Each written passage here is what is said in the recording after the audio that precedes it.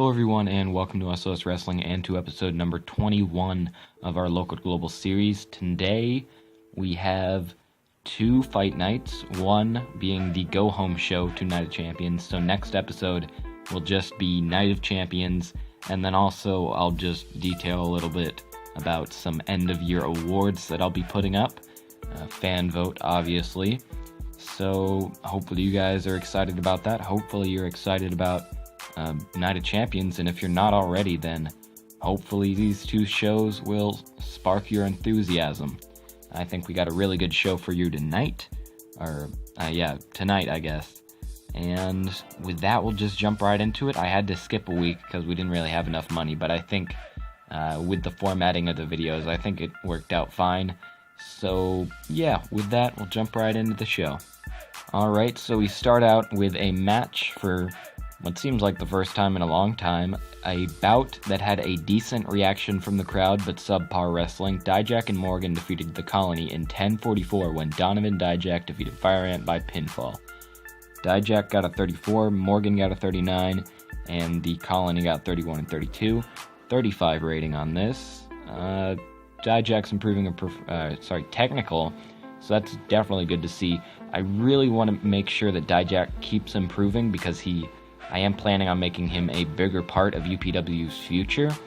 As it turns out, he seems to have pretty good potential. So we'll see where he goes from here, if he's going to just dominate the tag division for the rest of his career, or if he will someday be, I guess, a Moose-type character, a Hanson-type character. We will see. Hopefully he'll be able to develop over the coming year. And then after the match, Dijak and Morgan continue attacking the Colony as they boast towards the crowd. The assault continues until Freeman and Carino rush the ring and force the big men to retreat up the ramp. Carino grabs the mic from ringside and starts going in on Dijak and Morgan. He says, "I thought we were done with you. I thought the beef between us was finished. But apparently, you guys still think that UPW is your playground, and that just doesn't sit well with us. The fact of the matter is, you guys don't stack up to anyone on this roster, so you have to cheat to get ahead and cheat to stay there, and I'm over it. So at Night of Champions, me and my buddy Flex here are going to take you out once and for all, and you can count on that." And this got a 46, so Colby Carino finding his way onto Night of Champions with a tag match against Dijak and Morgan. I was planning on making it like a loser leaves town match, but then I realized maybe slimming my tag division, my already slim tag division, just a little bit more wasn't the best idea. So we'll see what the official stipulation is, if there is any, a little later, or I guess maybe even at the show, who knows. But strong words by Colby Carino, and looks like he's finally taking matters into his own hands, which is definitely good to see. In a poor match, David Starr defeated Ethan HD in 11:43 by pinfall. Apparently David Starr was really off his game. It didn't help that Ethan HD only got a 17, so not a very good match at all. Ethan was just on a one-night deal, so I wasn't expecting much from him, but maybe at least a 20. That would have been good, dude. Like, geez. A 28 rating, probably one of the lowest ratings we've gotten on a match in quite a while, so it's really not that great of a start to the show, I guess. But moving on to the next segment, Cologne rolls into the ring with a microphone yelling at everybody to get out of his ring. Cologne says, "Steve Carino, I gotta give it to you. I was certainly not expecting you to grow a pair like that. I'm definitely not disappointed though, because I'm going to get to beat the shit out of you on the biggest show of the year. But you know what, Steve? I don't know if I can wait that long. So you've got a choice. Come out here and face me right now, or I'm gonna go back there and find you." Steve's music hits as the head of UPW emerges from the back in his business attire. Steve says, "Alex, you know damn well I'm not gonna fight you tonight. I've got a show to run, but I know two guys that will gladly take you up on that offer." LAX's music hits as Santana and Ortiz appear behind Steve. Cologne sneers at his former stablemates as he retreats and leaves the venue. So, obviously, Steve Carino still making it clear that he is not afraid of Alex Colon, but he is going to be putting his business first, I guess is the best way to phrase it. Alex Colon is just kind of an annoying person that he's trying to take care of on the side. He's not his main focus. This isn't a Tommy Dreamer situation. Hopefully Alex Colon will be able to at least gain the respect of Steve Corino in their match, although I am not hopeful because Steve Corino definitely doesn't seem to give much of a shit. So that's fun. Moving on, a decent match. Rocky Romero defeated Cody Hall, Jason Kincaid, and Jason Lee in 16-10 when Rocky defeated Cody Hall by pinfall with a quick cradle. Rocky Romero was head and shoulders above anyone else, and he got a 56. Kincaid got a 44, which is really, really good. Lee got a 39, and Hall only getting a 32. No work improvements, but a 45 match. That's definitely pretty good. And then after the match, they all brawl to the back, despite security's attempts to break them up. Moving on, a decent match. Hansen defeats Flex Freeman at 11:04 by pinfall. Hansen gets a 46. Freeman gets a 25 for a 39 rating. Hansen still improving in performance. I'm very excited to see how much he has improved and how much he will hopefully continue to improve, because I'm planning on him being a mainstay in the main event of this company for, I guess, as long as this series goes, unless, of course, we get way too big for our own good. But I don't anticipate that happening soon, so hopefully Hansen will be able to remain a mainstay of this company for a very long time. I do think he will. And then Dalton Castle, also a mainstay of this main event and this company, comes down to the ramp with a microphone to confront the champion. He says, "The countdown has started. 2 more weeks.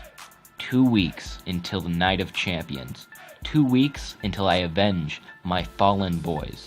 2 weeks until I end your reign. Just 2 more weeks until Prince Peacock reclaims his throne at the top of UPW. So just you wait, Hansen, cause the clock is ticking." Castle's music hits again as he walks to the back and the show closes.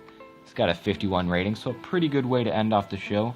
Castle is basically showing that he is not threatened in the slightest by Hansen, and he is going to give him a run for his money at Night of Champions. That is for sure. The show got a 42, so not great, but I think it's a pretty solid show. Hopefully you guys did too. And we'll go ahead and move on to the second show of the episode, the go-home show for UPW Night of Champions. So to start off the show, Steve Corino is standing in the ring with a microphone. He says, "Ladies and gentlemen, we are only a couple of days away from the biggest night in the history of UPW, because not only will I be stepping in the ring for the first time since Night of Champions last year, not only will every title UPW has be on the line, not only will the best talent in the world be on display, but we will also be starting our relationship with the leading name in sports. Because UPW Night of Champions and every Uproar Pro Wrestling event going forward will be broadcast live on ESPN." So, 39 rating to start off the show, so not a great rating, but the main thing is, this is just kind of an announcement. I did not know this last show. I just saw that for some reason ESPN was open in negotiations with us now, and I signed the deal. So this is great news, because now we finally will stop being more over in Australia than where we are based, and we might actually be able to reach, regional, quite quickly. I think probably, if everything goes to plan, we can reach it within the next 6 months, within the next, maybe even the next 5 episodes we could reach regional. Obviously, Colt will be a little bit harder, but regional is definitely a big step. I'm very excited for the coming months, coming episodes. Just when I started to lose hope, TEW stepped up, and they definitely gave me a glimmer of hope for this series and UPW as a whole. So great news to start off the show. And we'll just get right into the rest of the go-home show. A decent match, Colby defeated Matt Morgan in 9:28 by pinfall with a roll-up. Colby got a 33, Morgan got a 44, so really good by Morgan. 39 rating, not the best rating we've ever had, obviously, but definitely pretty good. Good to see that Colby can put on a pretty good match. And next up, Morgan rolls out of the ring and starts to head to the back as Colby celebrates in the ring. But his celebration is cut short by an attack from behind by Colon. While Colby is still on the ground, Colon grabs the mic. Colby starts to get up, but is hit again by Colon. Colon quickly puts Colby in a painful Kimura lock as he looks towards the back, waiting for Steve to emerge. After a couple moments, Colon says, "Come on, Steve. I know you and Colby have had your issues, but he's still your son." Just as Colon wanted, Steve comes out of the locker room and starts to rush the ring. Colon says, "You move any further, and I'll break his fucking arm." Steve stops dead in his tracks and looks on in horror as Colon tightens his grip. Colon says, "Steve, I've got to say, you've been a real pain in my ass lately, and I fully intend on taking you out at Night of Champions. But that isn't good enough for me. So you're going to make our match a #1 contenders match for Hanson's title, or your son is going to pay the price." And it won't let me write anymore, but basically Steve Corino grabs the mic from the announce table and says, "Colon, you've got a deal. Just let my son go."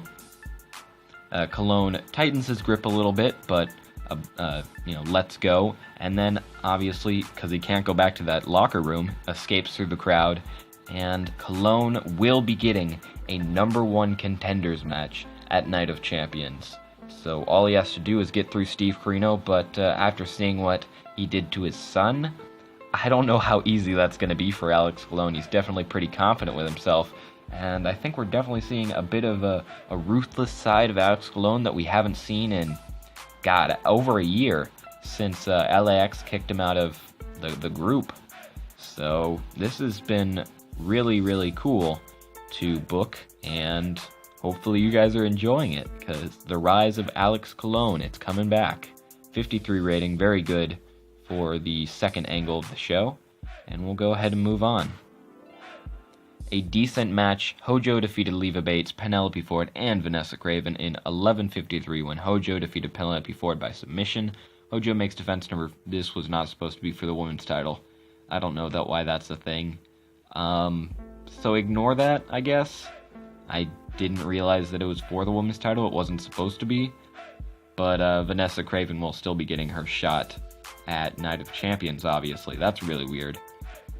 46 rating. Penelope Ford kind of brought it down a little bit with a 28, and Vanessa Craven didn't do it too many favors with her 38, but Kairi Hojo getting a 66.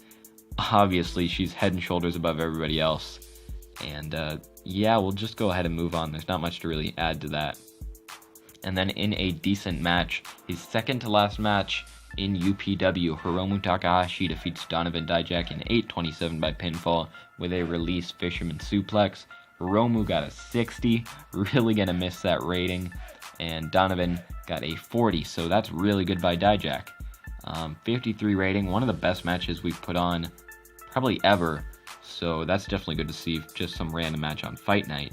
And it didn't say, but in this match, David Starr was basically on commentary, so, he was talking about how much he respects Hiromu, basically, and how much he is looking forwards to their fight, and he basically says that he is going to beat Hiromu. While he may respect him, he doesn't think that he is better than him, or he doesn't think that Hiromu is better than him. So, interesting storyline here. I guess interesting matchup, obviously. They're both faces. Hiromu's a bit of he kind of does whatever he wants just because he can, but he doesn't really have to cheat because he's just that good. So it's definitely going to be an interesting match. I hope you guys are excited for it, because I certainly am. And then in another decent match, Jason Kincaid and Roppongi Vice defeated Jason Lee and Chaos in 15:37 when Trent defeated JT Dunn by pinfall with a Dude Buster. And really, really good ratings from the Jason Kincaid and Roppongi Vice team. Romero getting a 55, Trent getting a 50, and Kincaid getting a 45. Jason Lee's improving in performance, so he got a 40. Geez, Jason Lee's actually done a lot better than I've ever had him do in any mod, because I normally sign him pretty early on whenever I do things like this, mainly because I just like his picture. And this series has kind of made me grow on him. But this is the best he's ever done, so really happy with the progression of Jason Lee. And then in a bout that had good heat and decent wrestling, our main event of the evening, Dalton Castle defeated Joey Janela in 13:05 by pinfall. Janela got a 44, Castle got a 47, 46 rating. Pretty good match, and Castle improving performance, so that's good to see. And then Hansen's music hits as the champion slowly walks towards the ring. Castle looks on as at the beast warily. He readies himself for the oncoming attack. Hansen begins to climb into the ring when he is attacked from behind by the returning Tate brothers. The boys and Castle are able to send Hansen retreating to the back. So a little bit of intimidation play by Hansen here, maybe even trying to injure Dalton before the match, but the boys come back just in time. They have fully recovered from their hospital visit. Well, maybe not fully, but enough to fend off Hansen from doing any further harm to Dalton Castle. So 55 rating, great way to end off the show, and we'll see what the rating got on the Go Home show. 48. That's definitely pretty good. I am very happy with that. Hopefully Night of Champions can do even better. I'm definitely expecting it to. But this is the last show that we're ever going to have to deal with stupid YouTube size. So thank the Lord. Sorry to any fans in Australia. You will no longer be getting constant UPW Fight Night broadcasts. But other than that, it's been a pretty good year for UPW. I guess counting that. But yeah, really good year, really good series so far. I hope you guys are excited for the end of year wars, as long as, obviously, Night of Champions. And with that, if you did like the video, please feel free to like, subscribe, and comment, and I'll see you guys next time.